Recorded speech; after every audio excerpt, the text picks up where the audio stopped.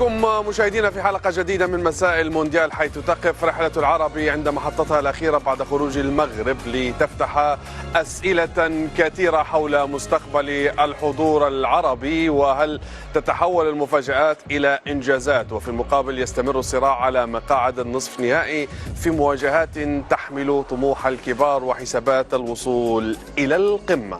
أهلا بكم مجددا، وأرحب بمحللي مساء المونديال بكل تأكيد الذين نترافق معهم طيلة أيام هذا العرس العالمي، وأرحب بمن عاد مجددا والتحق بمساء المونديال، جمال بالعمري.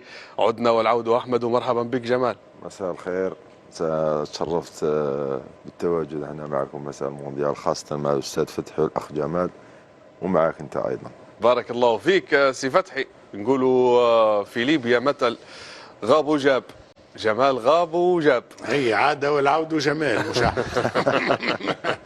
لا والله قاعدة ما شاء الله تبارك الله، والأناقة ما فهمتش عمل رحت الجزائر غير عادية معناها. راح جبت شوية من الجزائر وجيت نجيب لك المرة الجاية، نجيب لك شوية. لا محليها، ورجعنا للقاعدة المغاربية الحلوة الحلوة. توا نغزر مغرب، تونس، الجزائر، ليبيا، كلنا اليد في اليد، حتى كي روحنا مونديال اليد في اليد.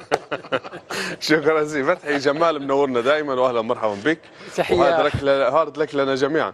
تحية إليك مراد، تحية لفتحي، تحية للأخ جمال بالعمري، وتحية للمشاهدين والمشاهدات الكرام. بالعمري ما رجعتها كملوا العرب. تهنى عليهم. يسدد الستار على المشاركة العربية والإفريقية. أكيد. قبل ما نبدأ حديثنا عن هذه الحلقة وأبرز الأحداث والأخبار والمستجدات من المونديال، دعونا نقف عند أبرز النقاط والأرقام. واعتقد بان المنتخب المغربي سقط الحلم وبقى الكبرياء، هذا هو العنوان اللي حنبدو به حديثنا في هذا المحور. جمال، المنتخب المغربي غادر كأس العالم بعد ما بنى طموحات كبيرة لدى الجماهير العربية كاملة وأيضا الشعب المغربي، لكن زي ما تكلمنا ونرجعوا للتصالح مع الذات، كرة القدم تبدأ فيها الفوارق، ولربما يبدأ فيها حتى المونديال في هذه الأدوار الإقصائية الحاسمة والهامة. والله شوف، يعني صحيح انه المنتخبات اللي بقات كلها يعني قوية جدا، لكن ما لازمش نصغروا واش عملوا. يعني وصلوا واصطدموا ما نقولش امر الواقع، اصطدموا باقوى منتخب يعني في المونديال الصراحة. بالرغم من هذا عندي تعرف كلاعب ولا كمحلل تحفظات فنية، لازم نحط اللمسه تاعي اذا يسمح لي. تفضل. انا ما اعيب عليه من امس شويه انه كنت نفضل مزراوي ظاهر يسار، ونفضل يبدا بمهاجم. ما نعرفش انا، لانه اوكي ممكن المدرب عنده وجهه النظر تاعو اكيد اللي يعرف خير مني ونحترمها، لكن مليح كي تلعب وتخسر مثل المنتخب المصري، لعب وخسر، لكن ما تلعبش وتخسر هذيك هي اللي توجعك اكثر. فهمت؟ انه شفنا انه كانوا ابانوا على مستوى مليح، وكانوا قادرين يعني شويه يقلقوا المنتخب الفرنسي، لكن امس لو لاحظت في الاخر 10 دقائق الاخيره قلقوهم شويه، يعني حاولوا اول تسديده اول محاوله انا كنت نتمنى تكون من بدايه، يعني يلا بعد ما تلقيت هدف الاول اخرج من انا كنت نتمنى يديروا خير، لكن هذا ما نعتبروش فشل، بالعكس. المونديال اللي فات كان طريق ساعدهم، لانه انا متاكد لو كانوا في الجانب الاخر كانوا يقدروا يروحوا، المسار كان مسار اكثر. لكن لسوء الحظ اصطدموا بمنتخب اللي انا اشوفه الى 90% كل متفق انه هو بياخذ كاس العالم، يعني المنتخب الفرنسي، الا لو واحد في المجتمع ولا في العالم عينه قويه. ايوه ممكن يوقف هذا الحلم الفرنسي. الناس خلاص طغاوا على كره القدم هذه، يلعبوا 3 دفاع والباقيه هجوم، يعني ما عنده حتى الوسط ما عندهمش، تحس انهم في كل مكان الناس حارس هجوم. احنا زمان في ليبيا وفي الاحياء نحط في واحد حارس والباقي كلها هجوم. بالعكس لازم هذا اللي صار، لازم يبنوا على النجاحات اللي صارت في المونديال هذا، المفارقه بين، لانه احنا الان انا بين مصر بين مصر والمغرب. يعني كما قلت لك، واحد لعب وخسر والثاني ما قدرش. يعني انا نقول انه ما قدرش نظرا لقوه المنتخب. لربما حتى محمد وهب احترم المنتخب الفرنسي بشكل اكبر كبير من اللازم. حتى الظروف ما خدمتهمش. انا اتوقع لو كان الصباري موجود كانت تكون مباراه اخرى. يعني كنت نفضل نشوف رحيمي اساسي، لكن ما كانش عنده في رجليه الوقت الكافي اللي باش يلعب ضد منتخب فرنسي. انا نتوقع هذا تحليلي، ولكن في العموم يعني برافو، يعطيهم الصحة. داروا المنتخب المغربي دار اللي عليه، وصل وين قدر يوصل. يعني نشوف ان هذا هو الحد الاقصى لانه واجه المنتخب الفرنسي. انا قلت لك لو كان في المسار الثاني يكون يروح بعيد. نتمنى لهم التوفيق ان شاء الله في قادم المحطات ان شاء الله. طيب، إذا كانت هذه أبرز النقاط والأرقام، ونبدو مباشرة في أبرز العناوين والملفات التي سنناقشها في حلقة اليوم من مساء المونديال. ولربما حتى مع الخروج من كأس العالم حارس مرمى الرأس الأخضر فوزينها لربما يخطف الأنظار والأضواء ويواصل كتابة التاريخ للرأس الأخضر. وأعتقد بأن هذه المرة سيد فتحي فوزينها من شهرة المونديال إلى مكاسب الوطن. خدينا هذا العنوان لأن فيه أبعد من كرة القدم. حارس مرمى الرأس الأخضر جلب للرأس الأخضر الأضواء، وأصبحت الرأس الأخضر لربما قبلة للبحث في محركات البحث العالمية، في جوجل، في إكسبيديا، أيضا في شركات السياحة العالمية بدأت تبحث، شركات الطيران تبحث عن إقامة خطوط للرأس الأخضر بعد ما نشر فيديو وهو يقضي إجازة الصيف في شواطئ الرأس الأخضر. خلونا نشوف الفيديو وبعدها نعقبه مع السيد فتحي ومع الكباتن بالنسبة لحارس المرمى فوزينها، حارس مرمى الرأس الأخضر. ربما هذا الفيديو القصير أصبح الرأس الأخضر يرى من زاوية أخرى غير زاوية كرة القدم. يظهر لي أحسن استثمار عملته الرأس الأخضر هو بترشحها لكأس العالم، لكن تنجم تشارك في كأس العالم وتخرج دون ضجة. برشا فرق شاركت في كأس العالم وخرجت مغزر لها حتى حد، وما انتبه لها حتى حد. أنا ديما نتذكر عام 78 كي مشى الفريق التونسي للأرجنتين، شتالي وطارق ذياب وحمادي العقربي الله يرحمه، البعثة التونسية، يحكيوا لي وانهم وقت اللي مشاو غادي يقولوا لهم اندونيسيا، يقول لهم لا تونيزيا. عرفت برشا عباد، عرفت تونس بفضل كرة القدم. اللي عملوا الحارس الاستثنائي ليس فقط وانه عمل فيديو، لا، اللي عملوا في كاس العالم، لانه كان حارس غير عادي بكل المقاييس. السن 40 سنة، التصديات، شو عمل مع ميسي بين قوسين، ميسي ولا سمسار تاع ملاعبيه، في بالك ميسي اتصل به باش يجيبه للفريق انتر ميامي رغم اللي عمره 40 سنه. وهذا اخر اخبار قريته، وانه ميسي طلب من الانتر ميامي انه يقع انتداب الحارس هذا. شو الحارس هذا؟ عرفتك اللي كان قاعد نايم والجنه تحلت قدامه، والان الجنه تحلت قدام الراس الاخضر. انا مثلا شخصيا يعني زعما نعرف ونتبعوا شويه الراس الاخضر، عرفت هالبلد هذايا وتبعت شويه وقت اللي ضربونا في تونس، وقت اللي عملوا لنا وجيعه في تونس. ما شنو الراس الاخضر؟ ما عندهمش كوره، راه ما كانتش عندهم كوره تماما في 2013 وقت سمعنا بالراس الاخضر. الراس الاخضر اللي كان يشارك في الادوار الاوليه نتاع تصفيه كاس افريقيا، اليوم في كاس العالم. الناس اللي تخدم وين توصل؟ لهنا الاستثمار. اقوى سفير نتاع البلاد هذه، معناها سمعني انشد اي انسان في العالم، نجد جمال، نجد جمال، نجدك انت. بلاش شكون هو رئيس الراس الاخضر تعرفوا؟ والله ما نعرف. نعرفوا زينه. لا، هذه الحقيقة. تحول بطل قومي. شوف كرة القدم لوين تنجم توصل، كرة القدم كي تعطيها، لأنه علاش ما نعرفوا حتى ملاعب احنا من راس الأخضر؟ لأنه الشخص هذا أعطاه صورة رائعة على البلاد، الشخص هذا أعطاه صورة رائعة على الثبات، على كونك 40 سنة وما زلت في القمة. اللي عمله في الميدان عمل أكثر منه الآن. ريت الاستثمار. علاش احنا راهو الرياضه في بلداننا، احنا المغرب نشحت في هذا، في بلداننا ما نحطوش في الرياضه، ما نحطوش في كره القدم او في اي رياضه. وقت اللي تحط راهي ترجع لك. راهي كره القدم ماهيش استثمار، اقتصاد، مداخيل، صوره للبلاد، ما نجم يعطيها لك حتى سفير، حتى خارق العاده. طيب. هذا سفير فوق العاده. جمال، أعتقد بأن الرأس الأخضر تحولت مكاسبها من مكاسب كروية إلى مكاسب استثمارية سياحية واقتصادية قد تكون مستدامة، على عكس لربما اليوم بعض الدول اللي لم تستفيد، ولربما حتى اللاعب لابد أن يشكر، لأنه هو كان بإمكانه أنه يصيف في شواطئ ميامي صحيح. ويمشي لكوبا كابانا وقد تستقبل أي دولة بعد المونديال التاريخي، لكن هو اختار العودة إلى وطنه من أجل أن يعطي صورة مختلفة وأن يواصل لفت الأنظار. وهذا هو سحر كرة القدم، وهذا سحر الرياضة وأهمية يعني الرياضة كقوة ناعمة.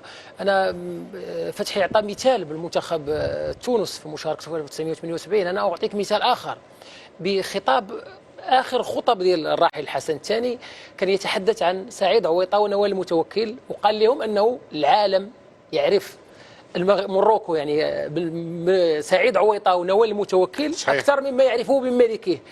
بطبيعة الحال لماذا؟ لأن الرياضي يصل لاعب كرة القدم العداء يعني الحجم عالي يصل. مثلا حينما تحدث على سعيد عويطة، نوال المتوكل في المغرب، مرسلي يعني في الجزائر، هذو كيعطوك صورة للبلد. أيضا ما حدث مع فوزينيا أيضا هو تتويج أيضا لقصة ملهمة يعني بالنسبة للبلد مثل الرأس الأخضر. كل الظروف اجتمعت لتصنع لنا هذه القصة. حارس في عمر 40 سنة يشارك لأول مرة في المونديال، منتخب بلاده يشارك لأول مرة أيضا يعني في المونديال، فبالتالي كل العناصر اجتمعت. وأيضا اليوم أيضا كرة القدم قوة ناعمة. أيضا في وقت سابق كنا نتحدث عن كرواتيا، أيضا الناس تتحدث كرواتيا بلد 4 مليون نسمة، من هي كرواتيا؟ وبالتالي كرواتيا منتخب كرواتيا قدم كرواتيا للعالم. في وقت من الأوقات أيضا كوريا واليابان وهي تنظم كأس العالم أيضا قدمت صورة أخرى لكوريا واليابان. المغرب أيضا في 2022 أيضا محركات البحث تبحث يعني عن المغرب.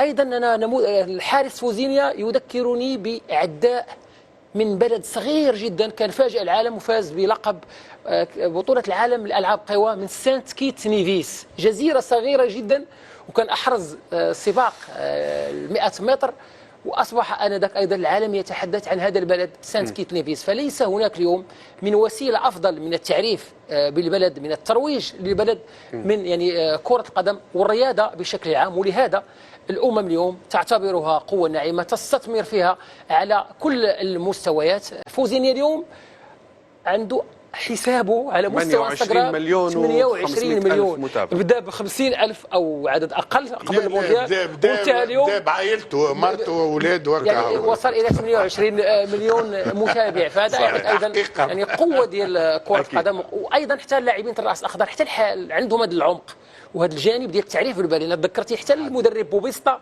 قبل المباريات يلتقي بالمدربين ويقدم لهم يعني خريطة البلد، الجزر، ويعرفهم يعني بالبلد، وهذه عملية قام بها مع كل المدربين. فبالتالي كانت فرصة سانحة للرأس الأخضر للتعريف يعني بالبلد وللترويج له أيضا على المستوى السياحي. طيب جمال، احنا تكلمنا من جانب آخر من نظرة العالم، لكن أحيانا اللاعب هو بذاته خلينا نقول ينتهج هذا النهج ويفكر في أنه هو لا ينتهي المونديال ولا أي مناسبة يشارك فيها عند الخروج أو المغادرة أو التتويج، بل بالعكس هذا فكر لربما يحمله اللاعب في جعل صورة بلاده لربما مختلفة ونظرتها مختلفة. أعتقد بأن اليوم فوزينها علاش ما شفناش لاعب آخر من لاعبي الراس الأخضر؟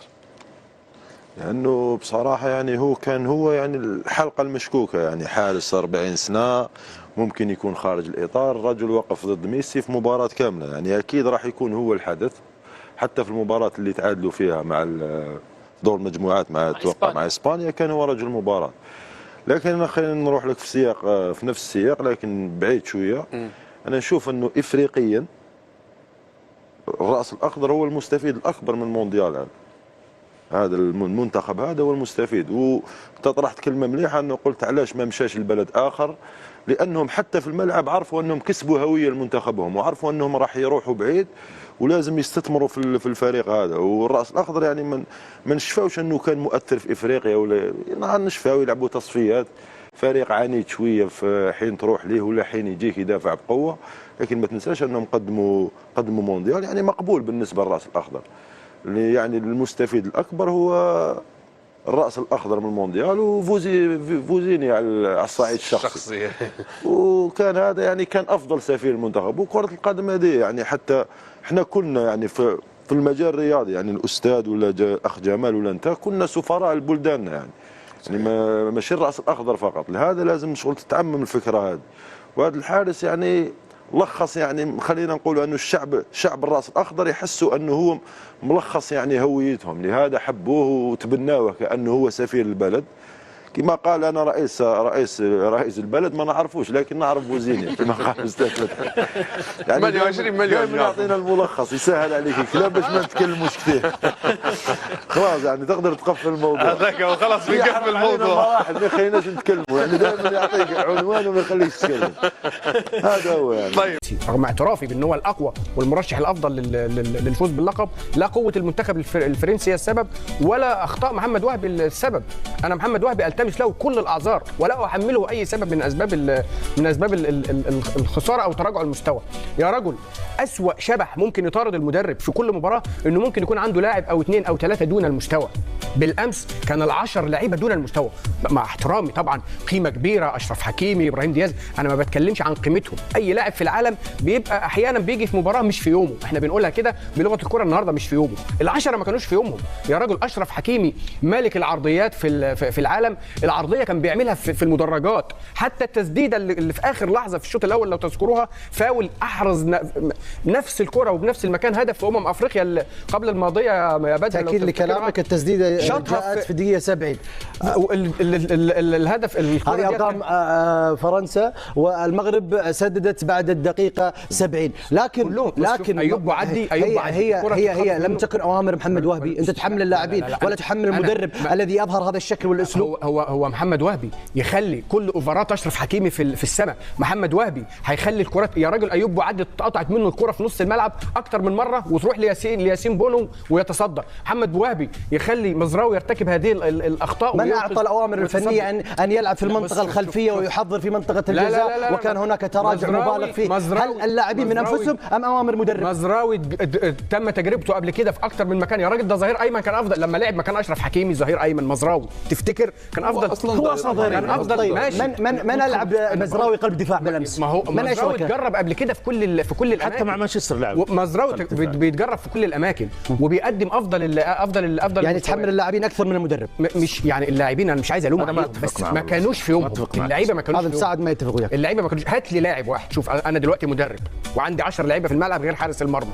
هات لي واحد فيهم كان في مستواه الطبيعي عشان ابتدي بقى الوم على الحكم على المدرب. هل اللاعب ده طبق اللي قاله المدرب ولا ما طبقوش؟ كلهم ما كانوش في يومهم، كلهم كانوا في حاله يرثى له. طبعا ده لا يقلل من قيمتهم، قيمه لعيبه وبنقدم لهم شكر كبير. اما فيما يخص المنتخب الفرنسي، صحيح المنتخب الفرنسي هو الافضل، ولكن المنتخب الفرنسي كمان عانى كثيرا جدا امام باراجواي اللي هو اضعف جدا من مستوى المنتخب المغربي. طيب وين اختلافك ويا صابر؟ انا اختلف معه انه حمل اللاعبين امس امام قوه هائله تجبرهم على الاخطاء. من ضمن التكتيكات انا ودي بس والله ليتني حافظ الدقيقه انه كيف المناوره بين كونيه واوليسيه. المناوره الكره دي معلش شوف الكره اللي اتقطعت دي. هذا محمد وهبي هذا خطا. شوف لا كل المباراه كده. وانا تكلمت في هذا الشيء مع بدر انهم ياخذون يا ريت تتعاد الكره دي. خلي بالك موجوده. شوف ياخذون ابو عدي يخلونه في الدائره ويتعدونه، صح ولا لا؟ هذه حضرت امس. اذا امكانيه اللاعب الفرنسي امس وقوته هي من زعزعت حتى اداء اللاعبين. نبدا من حيث انتهى صابر عندما وضع مقارنه أما كان يجب أن نلعب بالطريقة اللي لعبت بها باراغواي التي استطاعت أن توقف المنتخب الفرنسي. نحن شاهدنا كيف أوقفت على الأقل باراغواي منتخب فرنسا في إطار من خارج الروح الرياضية. لا أبدا. والمغرب والمنتخب المغربي هو يقصد بالأمور الفنية. أنا فاهم عليه يعني حتى لا نجعل من المنتخب الفرنسي أنه هذا الغول الذي لا يستطيع أحد أن يروضه، لكن في النهاية يظل المنتخب الفرنسي إلى الى غايه الان بكل امانه وبكل تجرد اعتمادا على الارقام والمعطيات كل شيء الى الان هو اقوى. رايك فيما ذكر نبيل مساعد؟ اوكي، انا ساقول لك، شوف هناك فصل لابد نعمله ما بين حكايه مباراه وحكايه مونديال.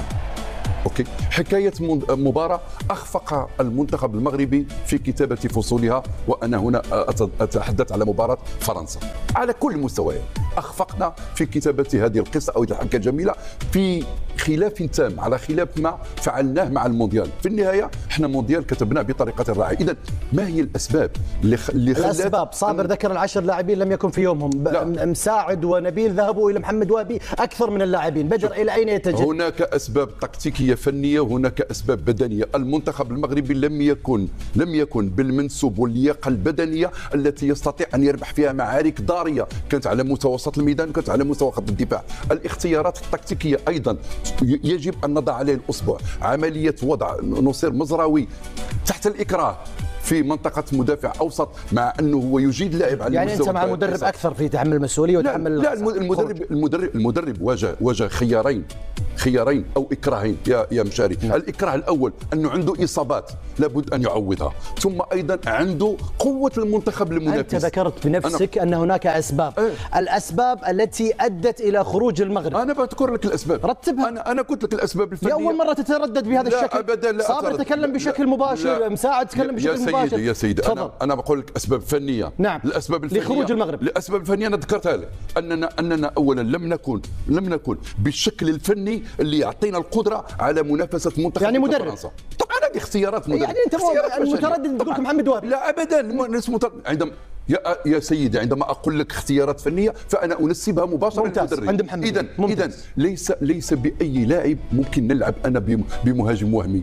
يا راجل البارح بالامس اعتمدنا على مهاجم وهمي. من كان المهاجم الوهمي في مباراه الامس؟ يعني كنا نعرف ان اسماعيل الصباري نجح معنا. اسماعيل الصباري سجل 3 أهداف. البارح من لعب مهاجما وهميا؟ أكان من الضروري انني نلعب ببلال الخنوس وابراهيم دياز ونلعب ايضا بشمس الدين طلبي؟ اما كان من الافضل انني نلعب بسفيان الرحيمي؟ يا اخي تركنا كل من اوباميكانو وايضا صليبه يلعبوا على راحه